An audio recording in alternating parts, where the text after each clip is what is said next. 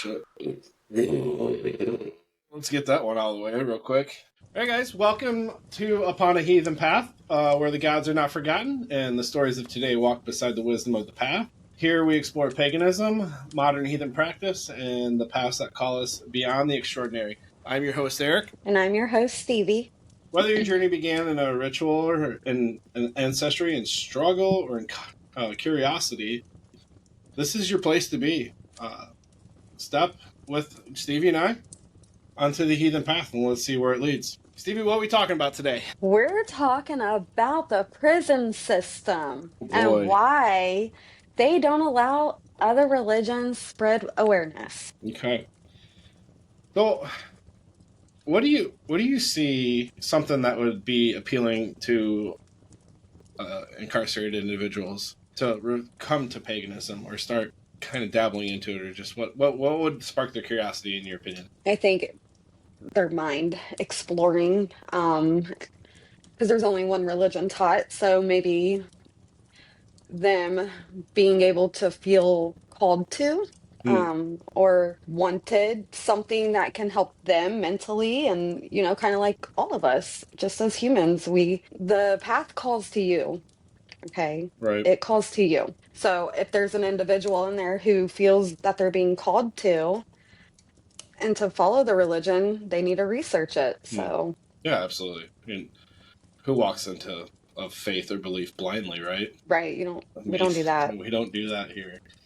I think a lot of it would come from a place like you got nothing but time to think and question, right? And the only thing really advertised is obviously the mainstream religions, Catholicism and Christianity, and in our history that wasn't real popular.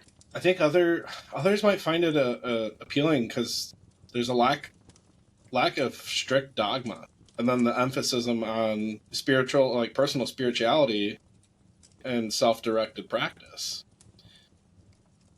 Especially in a place where your abilities to be free are extremely shortened. So it's the only thing that you got left, right? I don't know. I think it's a struggle once some of these individuals start turning or wanting to get more interested in it. They're gonna find some hardships and a lot of struggles along the way. So I think that's something we're going to talk about. What can we do to get around it? I don't know. I don't know. Let's figure it out, right? So, you think they only really offer like practice or preach the one, or just a few practical religions, quote unquote? What? I said, you feel like they only restrict it to just the one or a few? I do. Practical. Yeah, definitely. I think they only do it they don't even do really rabbis. They don't do any other, they don't have that there. So it's lack of volunteer, and the chaplains aren't aware of our religion or any other religion that isn't Baptist, Christian, preaching God.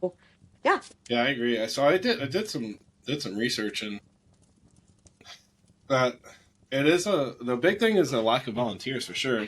And about 35% of chaplains said that pagan and earthbound religions were amongst the group needing the most volunteers. And I think that illustrates the mere existence and growth of not just paganism, but other religions that aren't as supported, obviously. Again, back to the mainstream religions of Christianity, Catholicism.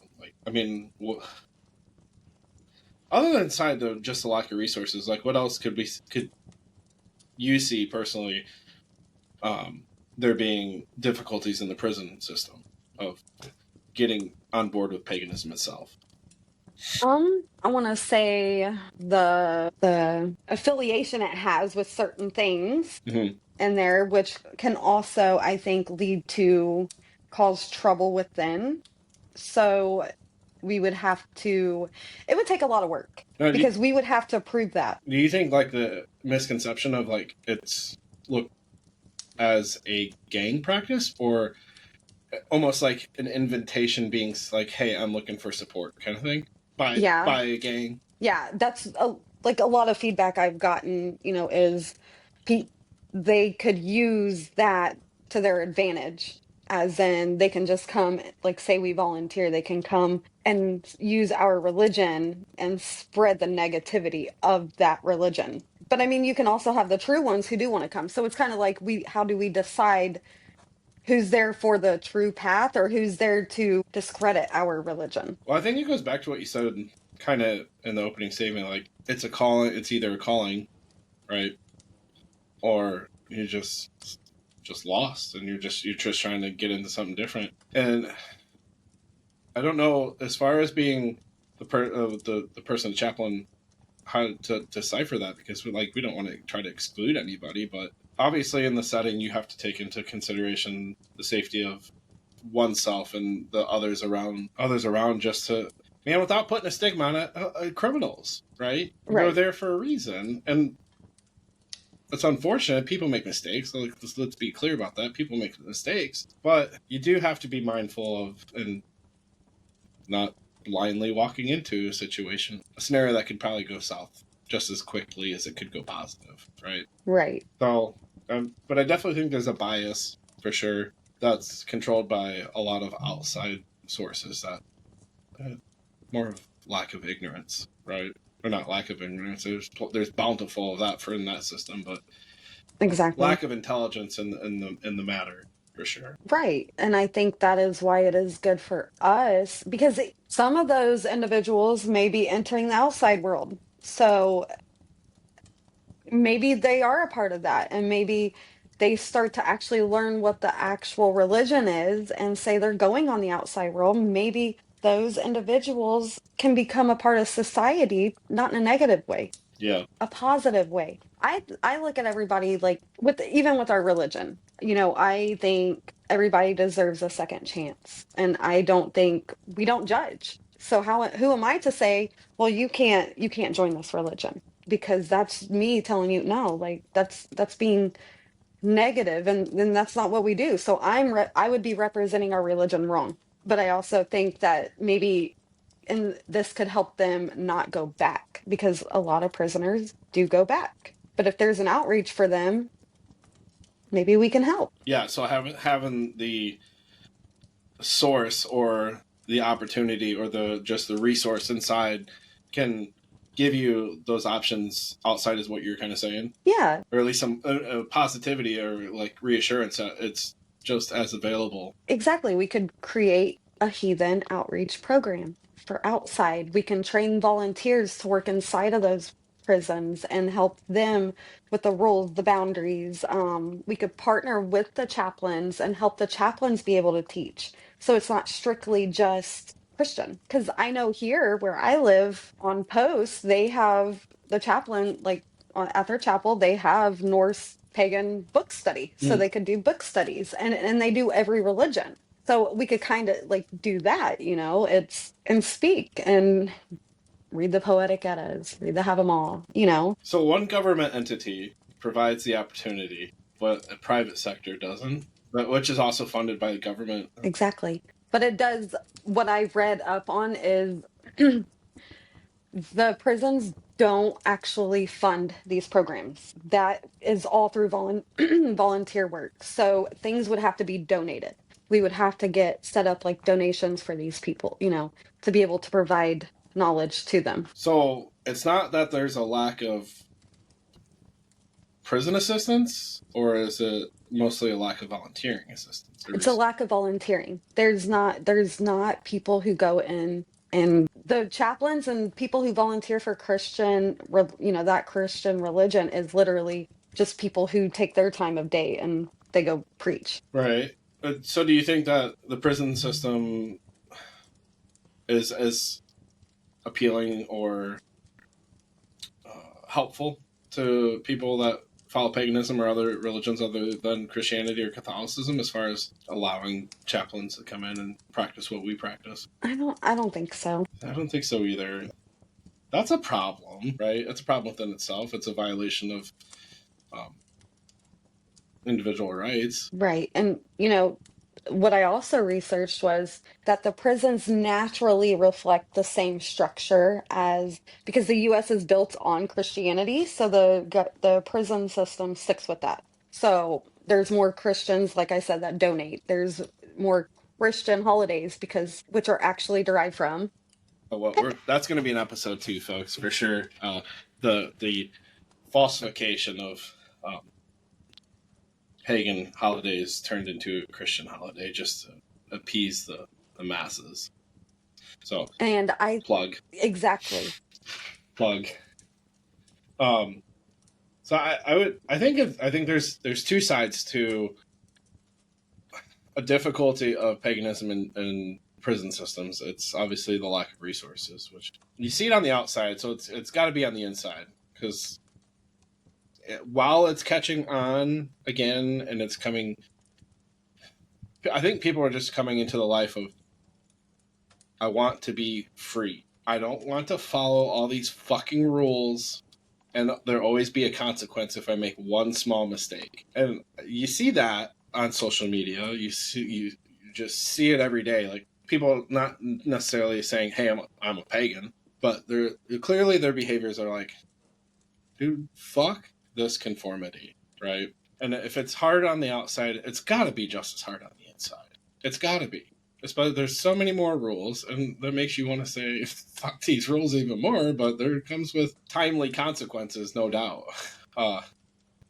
And that's a hard line to follow or a hard line to walk. It's certainly not upon the path, but I was reading there are a lot of prisons in a low percentage of the outcome though, but there are a lot of prisons, sorry, where pagan and Wiccan are identified, but again, the overall contribution is pretty low in the grand scheme, right? And again, they're usually led by volunteers, but it goes back to the first struggle that we were talking about of a lack of volunteers or outside resources.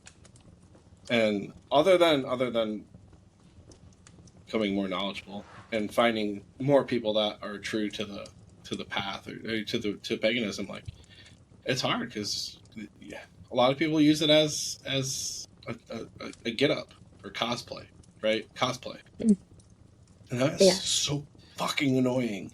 I hate It that. is annoying. It's annoying. It's so annoying. We're not I just want to put that out there. We're not Vikings. So No, we are not Vikings. Vikings were an occupation. They were not a religion. no. No, they were not. The But Vikings followed the they religion.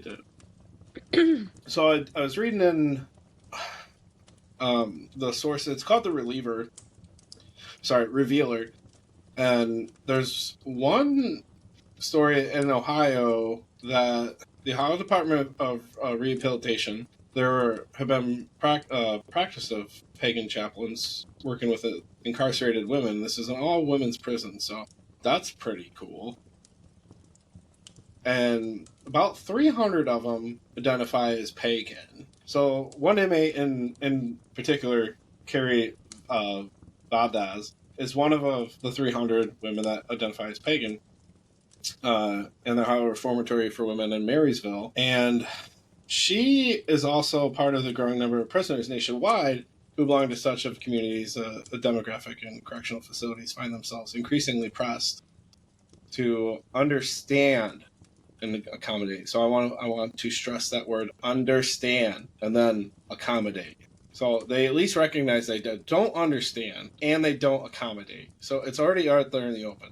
So while all these are funded by volunteer work, they're not accommodated, and that's a problem. Like if we're going to follow legal laws here and we're going to hold incarcerated people to the standard, why do prison systems itself or establishments or facilities not have to adhere to the same standards, right? I don't know. Like, what's your take on that? That's a lot. Because according to the laws, they should be. According to the RLUIPA, they should be. So they're just not because they're overlooked. Mm-hmm. Minority religions are just overlooked and they don't want to accommodate. I agree. So there's one particular case that is pretty famous, Detmer versus Landon, and this was in California. No, sorry, Virginia. It was in Virginia.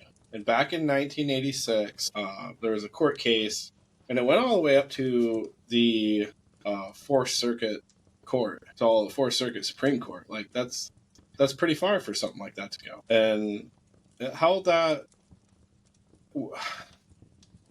Wicca is a religion, and it wasn't a violation of the First Amendment rights to deny a prisoner access to the ritual objects. Now, this involves the plaintiff of Herbert Daniel Detmer. He was a prisoner of Virginia and a member of the School of Wicca. So already part of the an established community, right? A recognized community. And Detmer desired to access ritual objects, including several varieties of a knife, which, and I understand, but still, to keep to the story, it is accurate.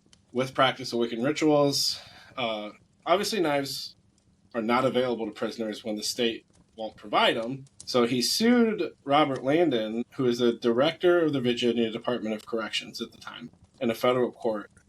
And the claim is that he was denied his first constitutional rights, which most of us know that's freedom of speech, but also freedom of practice, right? And he claimed he was denied necessary items to continue his religious practice. Now, the United States District Court for the Eastern District of Virginia decided that Detmer's favor. So cool. Right off the rip, the government's saying, like, dude's got a point. Even though he no pun intended, he was looking for a point. Right? So they labeled it as the Department of Correction then argued that it was only because it was merely a collaboration of occult practices. So then the decision was appealed and then argued at the Fourth Circuit Court in April 1986. And then the Fourth Court Senior Circuit Judge John Butzner Jr. affirmed that the district court's ruling that Wicca was a religion but advocated the injunction was not in violation of the prisoner's rights. The appellate court considered but rejected the claims of the government about Wicca itself, which included Wicca was a mere conglomeration of various aspects, right?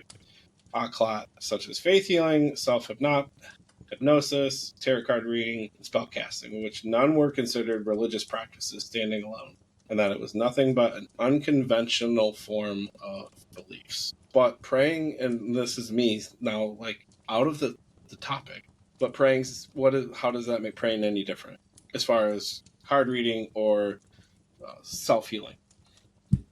How is that any different? It's not any different. That's just it. We're all talking to somebody we don't see, we can't see. It doesn't make it any Right. different. No, it doesn't. But I want to cut you off real quick. But then you're going to have people who's going to argue that the people who are incarcerated don't have rights. You are gonna get that Right. because they're there for breaking the law. So then they lose their rights. Is that can be an argument. So what do you think on that? So, well, I don't think, no, a prisoner shouldn't have or be subject to items that could harm themselves or anybody in the rehabilitation system for conventional or non-conventional beliefs. No, they shouldn't have something that's going to hurt them.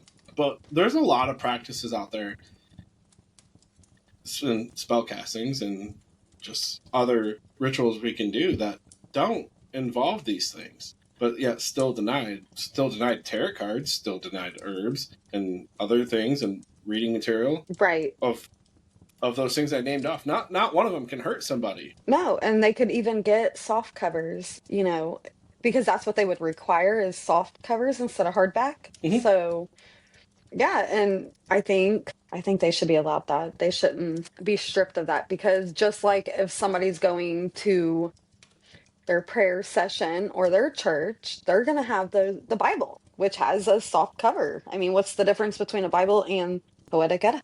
I mean, the Poetic Edda is It's essentially our I don't want Bible. to say it's the exactly. Essentially, So right? there's yes, but it's not the Bible. I know it's not. It's essentially. It's not labeled as Yes. it's not labeled the same, but kind of almost viewed and No, repraised as the same. right. But okay, But my rebuttal to that is okay. Most prisons have churches, yes. mm-hmm. Okay, well, Catholics and Christians all praise to a God on a cross. I guarantee you, those churches have a cross, and They're not paper. So what's to stop anybody with false intentions, right?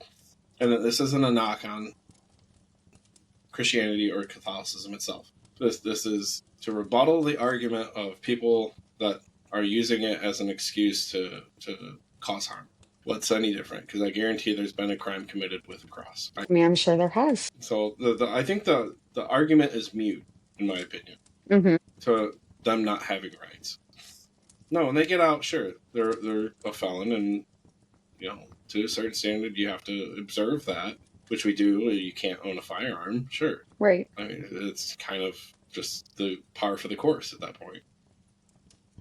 Um, that's my take on it. Like, I just don't see it being any different. It's just not I respected. don't either. It's not just not respected. It's not. It's just like I said, it's overlooked. How do I put it? They don't want to take the time either to understand it. Right. I definitely could see that because it's hard. It's hard to learn something you don't know, right? We all had to learn geometry in high school, and God knows that sucked for most of everybody. I mean, look at me. I learned Western medicine until I'm becoming a holistic doctor, and it's Eastern medicine. So I'm relearning everything from what I grew up in. Western medicine is totally different than Eastern. So I mean, I can say the same, Mm-hmm. it's taken this step. And I can see the other side of where you could argue, well, that's your own prerogative to do, for your case, Western medicine as far compared to Eastern medicine, right? A more traditional matter. But Hmm. in the same sense, when you're talking religion, though, a lot of it was taught to you without you even wanting it, which is the same as a mere child just going to school. They don't want to go to school. They don't. But they're being taught it because that's what they're told to do. That's what we tell them to do, one way or the Again, other. conforming. Right. That's conforming, and when you aren't conforming to that, it's the unknown. Mm-hmm. It's scary, sure, It is. and it's just people not wanting to take the time, especially people with power. No doubt, people with power, there's too many of them. That, yes, I'll agree to that. So, but I did learn the takeaway from this um, court case was paganism and Wicca were finally recognized in the court system and as a religion. So going forward, you would expect the same treatment and accommodations, but yet to this day, we still see the struggle of lack of volunteers first and foremost. Let's not be blind to that, but also the accommodations, right? Because they're not technically all traditional practices per se. Or help me out here. They're not, it's not all traditional. There's other takeaways Right. from it. It's not the same. Well, it's not that the same. That's not the only thing that can be done. Right. There's a million different avenues to go down. There is, yeah, I don't want to go deeper. I'm. I mean, because like if you're talking about like we were talking about the gangs and like whatever, I mean, honestly, if you think about it, any religion can have that. Mm, And I just want to I keep trying to like any religion can have any type of gang, any stigma, any, negative. But why is it just ours is looked at only as, well, yours is this? well, if you look at it though, most religions already have that hierarchy. They all do, Exactly. right?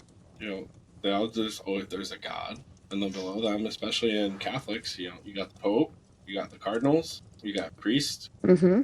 right? So there's already that hierarchy, and then deacons, as far as Christianity goes, and how you got whole universities that do it all. So Exactly.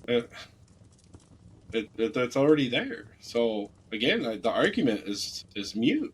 It's invalid. Yeah, So it is. what? I mean, what can you or I do besides talk about it here on the show? I mean, like I said, we could get people to go volunteer. We can donate money. We can donate books.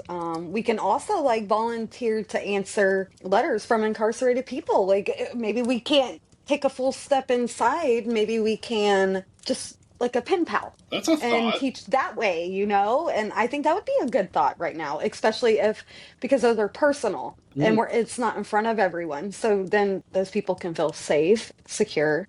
And I think that's a really good first step to it. Yeah, building that foundation, that connection, not just with the religion, but with somebody in it too, right?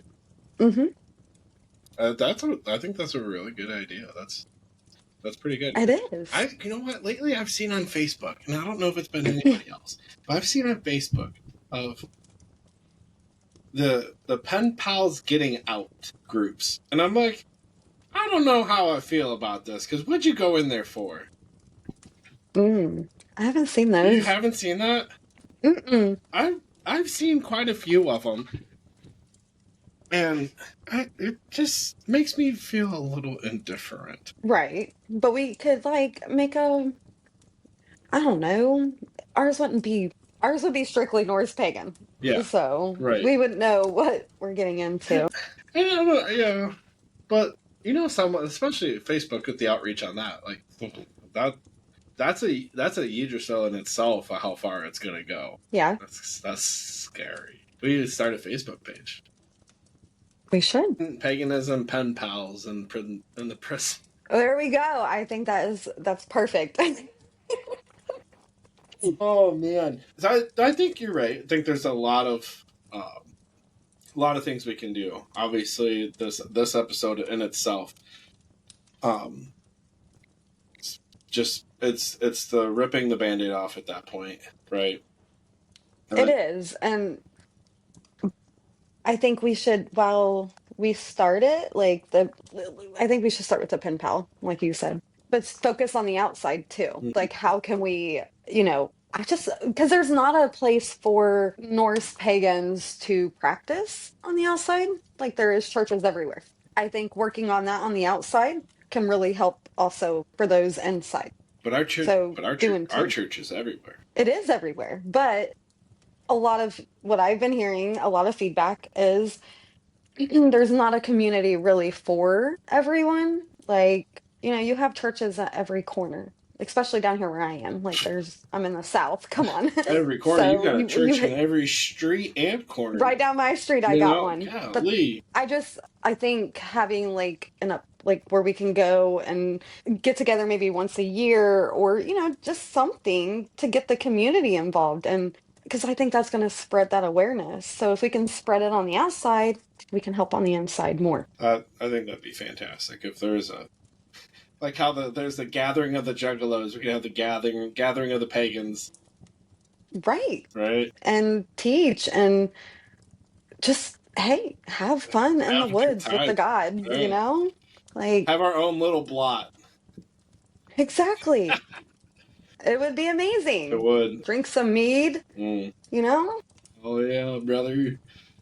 But I Right. agree that there's not that there's not that community because I'm still struggling to find my own here, or even if I'm building my own here. And it's not that I'm ashamed of being a pagan. It's just how do you go about having those conversations with others to build a community, which is essentially to the point of this episode, going to help others, right? Others on the inside of the prison system who have it so much more worse as far as getting that help, getting those resources, The resources, right? yeah. Right, and attesting to that. So if it's just as hard on the outside, like we said earlier, it's got to be 1,000 times worse while you're incarcerated. Exactly. So I think the big takeaway from this, and Stevie's kind of already hit the nail on the head as far as volunteering.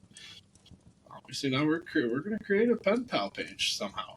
We're going to figure it out. So if you're on Facebook, be on the lookout for a shared page of pagan pen pals. That Yeah, sounds like a farming group. it Pagan does. pen We pals. We got something different here.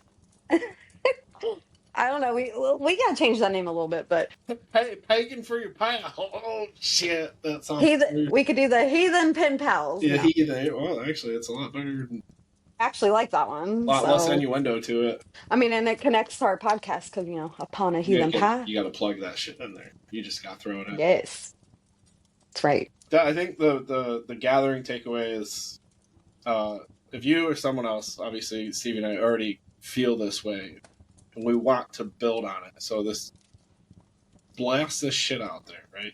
You want to serve each or simply show up for others, and consider becoming a volunteer, a chaplain, or just a spiritual leader or support for even your locals. You know, if you want to start small, you get more under your feet. Obviously, do so. And then if you want to roll that into the correction systems, if that's where your heart is taking you, would love that. I think that'd be great. I think Stevie would think that's great too. Like, that's the whole point of this podcast. Like we said in the intro, it's to just get shit out there that's not out there, or it's afraid to be spoke about. Because not just us, pagans deserve access. Whether you're incarcerated, whether you're out here going to work 9 to 5, whatever, 12 hours a day, night shift, it don't matter.